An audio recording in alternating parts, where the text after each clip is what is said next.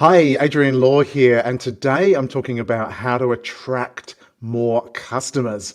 Now, if you can see this visual behind me, you'll see that there's a very strong magnet. Magnets are powerful. This right here, this globe, that is a magnet. Can you see? There's space in between, so really powerful. So imagine having, firstly, a magnet in your own business that attracts all the customers that you want. So that's what we're going to talk about today, so please stay tuned.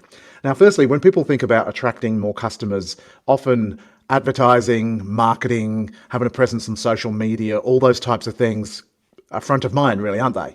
And whilst those things can be very effective and certainly helpful, that's not what I'm going to talk about today, because there's something at play that's much more powerful, much stronger, much more consistent. But most businesses fail at this. Most salespeople do not do a good job of this at all. So let's have a look. I've got three little keys to share with you, but it's all around one main topic, and that is the customer experience. Customer experience, not to be confused with customer service. Customer service tends to happen after a sale has been made. It can happen before, but the customer experience is much, much bigger, much more in depth. It's a bigger beast. And this is from the first contact, whether that's from the customer themselves or you or your business reaching out to potential customers. But let's say it's when the customer first makes contact, whether that's online or offline, throughout the entire sales process and well beyond. If they become a customer, excellent, but then there's the follow-up, there's the relationship building. It's showing that they've made a good decision, doing things to keep them for a customer for life. Whereas if they haven't purchased, maybe it's just simply not the right timing yet. So there needs to be a follow-up sequence again to build that relationship. So when the time is right, that they become a customer of yours, and more importantly, they're telling lots of other people. Because the customer experience by itself, if it is an outstanding one, we call it the premium customer experience. We've actually got a program specifically called that. When it's premium, top notch, then that's when business becomes effortless, because word of mouth advertising is the most powerful. Would you agree? 100%. But what we're looking at here is not providing a good experience, because a lot of you give a good experience. But my question is it excellent? Could it be better? And if it could, and I believe it could, then that's what we're going to talk about today. You see, the problem is, here in Australia and many other parts of the world, actually, the customer experience is not great. I personally think it's very poor in Australia, and that's been nice. Just this last week, I've had a few instances. I'm sure you can think of some poor experiences that you've had. I've had one company that it took them 10 days to return my email, and that was only when I went through one of their superiors that the other person got back to me. I've had a company that I've now emailed twice who haven't got back to me, and I'm actually already a customer of theirs. It's happening every day of the week, around the country, around the world. And if it's happening in your business, then you're losing business, because people talk, and they talk positively or negatively, and negativity seems to spread a lot quicker, doesn't it? So you've got to be super careful with this. And let's get into the presentation. It's a big beast, but I'm just going to give you some quick keys today, 3 quick tips, if you will. And I call this BSB. Keep it nice and simple, and you'll see the first B is underlined, because that's what we're going to talk about right now. So the first one is be present. I've got other trainings where we've spoken about this, but being present is so vital when you're engaging, especially with a customer. So this can be things like giving good eye contact. Now, you may, if you're in lockdown right now, you might not be giving, but might not be meeting people face to face. Might not be able to give good eye contact, but even on Zoom, or if you're using online medium videos, if I wasn't looking at you when I'm recording a video, it looks weird. But eye contact, if you are able to meet people face to face, then it instills trust. It instills confidence. It instills that you're paying attention, that you're genuinely interested. And the list is long. Whereas if you're not giving eye contact, the opposite of all those things are true. It blows me away how many times people will come and shake your hand. Or I've noticed this myself. I notice it regularly. They'll shake my hand and don't look at me. Hi, nice to meet you. The difference in that is chalk and cheese. Hopefully you're fully aware of this, but most people are not. When I run, there's a specific training I run where we talk about the power of building rapport with your potential customers. And what I do is I walk around the room and I shake everybody's hand, everybody in the room. There could be 20 people there, could be 40 people, usually not too much bigger than that. But every single group, I would say 95% of the time, When I shake people's hand, let's say there's 20 people in the room, there'll be one or two, sometimes even more, that don't look at me when they shake my hand. And here's the really interesting part. Afterwards, when I share this, and then I say, do you know if you looked at me or not? Hardly ever, and I'm talking hardly ever, I've been doing this a long, long time now, hardly ever is the person aware or people aware that they didn't look at me.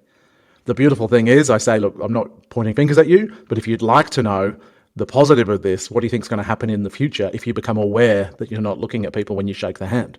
Of course, you become much more aware, to the point where sometimes I've walked into their place of work and they come up to me and they say, Adrian, hi! And they make it a real big deal. So it's quite funny, but it's a skill that they've now implemented and it makes a huge, huge difference. Another thing, and you can do this lockdown or no lockdown, is to really listen. As men, we need help in this area usually. Maybe not you, but people that you know. Listening is very different to hearing. Hopefully you're aware of that. We need to pay attention. So this means not multitasking when you're speaking to a customer. That includes you, ladies. You may argue with me here, but focus on the customer 100%.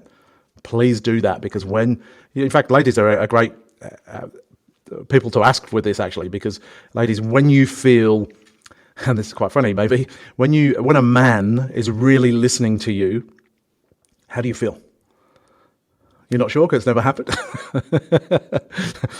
But when you feel listened to, you feel understood. It's just a lovely feeling. And if you're in business or in sales, which is kind of the same thing really, potentially, is you feel heard and you want to deal with people like that. So please make that a must. Really, really listen. I said it was 3 quick tips. I'm just going to give an example or two on both. Now we're talking about the S part of BSB. Stand out. Like this little duck. You have to stand out, because if not, you're just going to, as Seth Godin, the marketing expert, says, you're just going to blend in with everyone else. You have to stand out in today's market more than ever. And there's so many ways to do this. It might be the way that you tailor your presentation, for example. It might be the energy that you have. It might be the product or service is so amazing. However, I'm very big, and you may have heard this already or got the feeling of this, but I'm very big on sending personalized videos. Personalized videos. Because what does it do? It builds a relationship with people subconsciously. People feel like they know you if you're sending videos. It doesn't have to be, it's certainly not every day, but from time to time. And the beautiful thing about this in your business, you can use this in your follow-up when you're communicating with people. You can do it to build, I said relationships already, but actually create a repeat and referral business. There are so many applications of this, and we delve a lot deeper in certain programs that we run around how to do this. Simple little word tracks that you can use, and how to use the video effectively. It doesn't need to be an elaborate setup or anything like that. It can be as simple as what this guy's doing there with the phone, although I'd recommend having a gimbal or something to make it a bit more stable. But anything is better than nothing. As a good mentor of mine said, progress is more important than perfection. So it feels weird initially, but when you've been doing it a little while, you just get more comfortable and your customers will love it. You'll make more sales and get more referrals from it. People will feel like they know you and they'll feel like they can trust you a lot more. Beautiful. So send personalized videos. Now, I said it was quick. BSB, we're on the final B. Be prompt. Great example here on the clock. Too early, on time, or too late. What's that got to do with the price of cheese?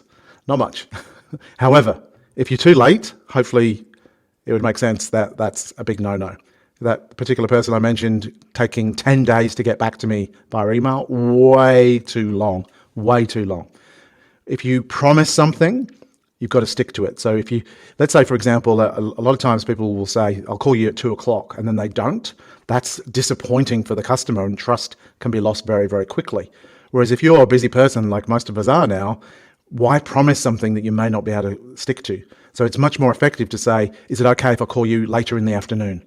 See, that way you're giving yourself a bit of time, and whatever you do, you've got to get back to that person that afternoon. Don't leave it till tomorrow because you promised you'd call them. Again, little things will build trust over time. The too early, this is an interesting one, because if you respond too early to people, that can be a negative as well. It can seem like you're a bit desperate. That's why they say, let the phone ring 3 times before you answer it. Don't answer it immediately. It's like a shock. but don't let it drag on over 3 times, because then the person's waiting. It can be really frustrating. So it's a good rule of thumb. Let the phone ring 3 times and then answer it.